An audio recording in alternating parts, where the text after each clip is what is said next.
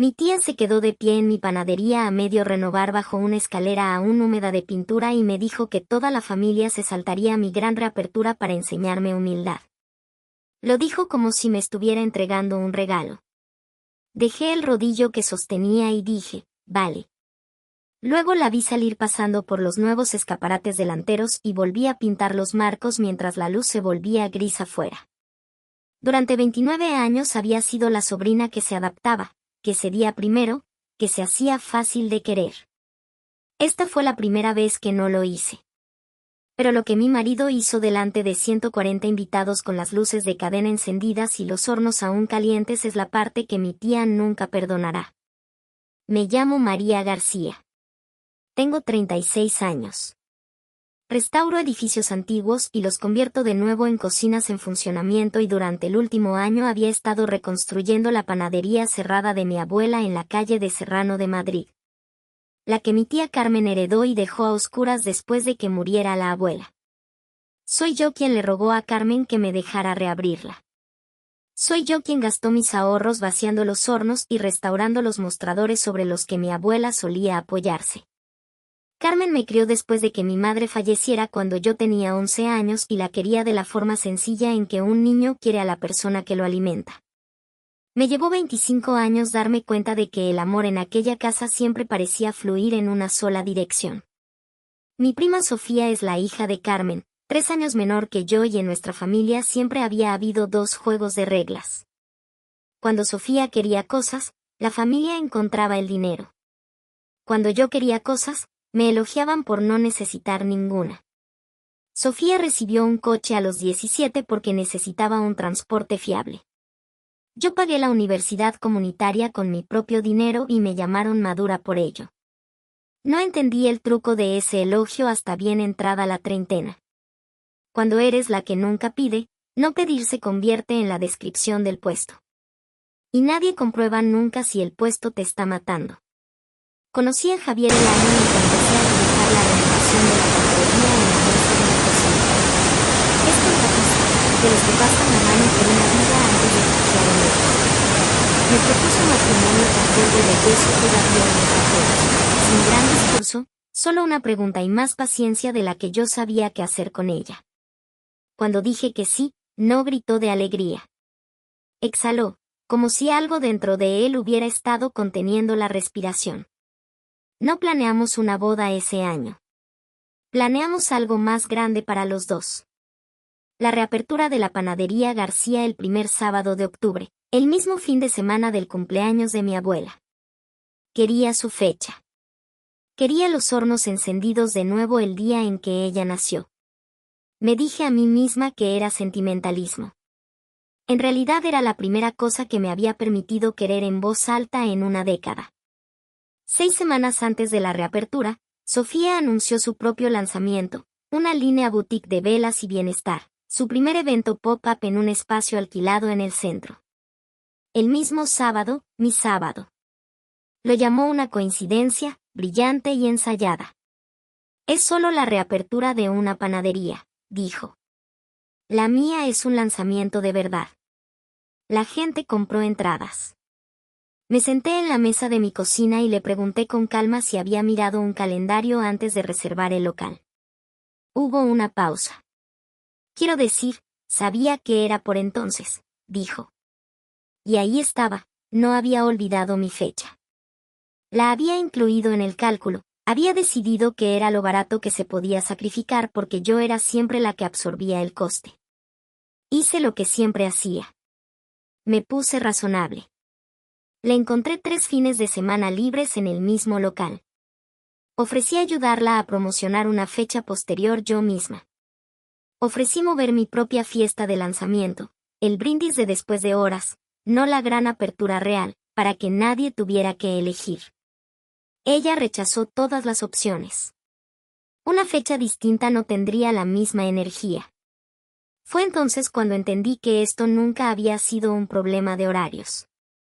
Los problemas de horarios tienen soluciones, y yo acababa de entregarle 5. Esto era una prueba de lealtad, y la única nota de aprobado era que yo desapareciera un poco una vez más para que la familia se sintiera cómoda. Carmen llamó aquel martes, Y su voz tenía el peso suave particular que yo había aprendido a temer. Siempre has sido la estable, dijo. Por eso es duro de ver. Me lo explicó como si estuviera explicando la gravedad. Sofía era frágil de formas en que yo no lo era. La panadería siempre estaría ahí. Después de todo, había estado vacía 6 años antes de que yo la tocara. La familia era para siempre. Una fiesta era un día. Todo lo que pedía, dijo, era un poco de humildad, la cosa que había mantenido unida a esta familia. Agarré el borde de mi propio mostrador, el mostrador que yo misma había dejado hasta mi madera, y dije algo que nunca le había dicho antes. No creo que eso que describes sea humildad, Carmen. Creo que es solo yo quedándome callada y ganándole respeto. Silencio al otro lado de la línea, el tipo que usaba para hacerte sentir el tamaño de tu error. Duérmelo, dijo. Lo verás de otra manera. No lo hice. Aquí está lo que finalmente abrió algo. Sofía, desahogándose en una llamada, dejó escapar que Carmen le había transferido 25.000 euros del fideicomiso que dejó nuestra abuela. El fideicomiso que se suponía que se dividiría a partes iguales entre nosotras cuando se resolviera el testamento para cubrir los depósitos del pop-up, el inventario y un publicista. 25.000 euros para velas y un fotógrafo contratado, transferidos en silencio de una cuenta que también tenía mi nombre. La misma mujer que me dijo que no convirtiera mi reapertura en toda una producción había firmado un cheque de ese tamaño para el lanzamiento hobby de mi prima con dinero que legalmente era mitad mío. Quiero tener cuidado aquí porque sé cómo suena, como si estuviera llevando la cuenta. Nunca lo había hecho. Esa era toda la tragedia. Las cuentas solo cuadran si una persona se niega a leer el libro mayor. Y yo acababa de leerlo por primera vez en mi vida. Llamé a la abogada del fideicomiso de nuestra familia, una mujer llamada Isabel que había gestionado el patrimonio de mi abuela durante 15 años. Y le pregunté claramente si una cofiduciaria podía autorizar una retirada completa sin notificar al otro beneficiario. Se quedó en silencio de esa forma particular de abogada. Legalmente, no. Estaba obligada a notificarte por escrito antes de cualquier desembolso superior a 5.000 euros. ¿Recibiste algo por escrito? No lo había recibido. Isabel me pidió que le enviara todo lo que tuviera, extractos bancarios, el documento original del fideicomiso, cualquier mensaje de Carmen sobre el dinero. Empecé a construir una carpeta esa noche, calmada, metódica, de la misma forma en que Javier comprueba una unión antes de confiarle peso. No le dije a Carmen que estaba reuniendo nada. Sonreía en las cenas de domingo. Contestaba sus llamadas.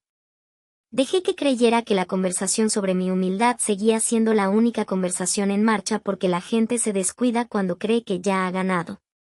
El ultimátum llegó 4 semanas antes, entregado de la forma en que Carmen siempre entregaba las malas noticias, con suavidad, en persona, sobre un café que me pidió que preparara.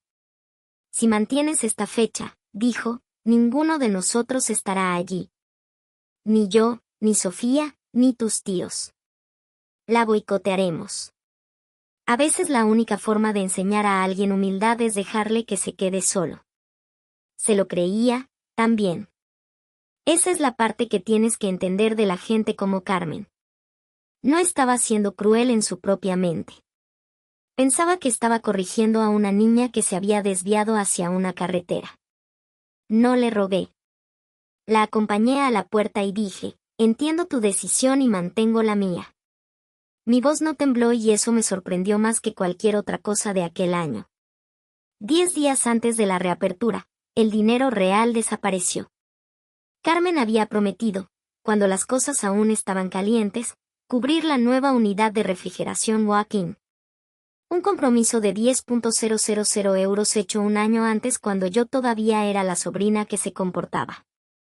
Ahora, llamó directamente a mi proveedor y retiró la financiación sin avisarme primero. Me enteré cuando se canceló la entrega. Javier cerró su portátil esa noche, miró los números conmigo y dijo, lo cubriremos. Sacaré del dinero de la tienda.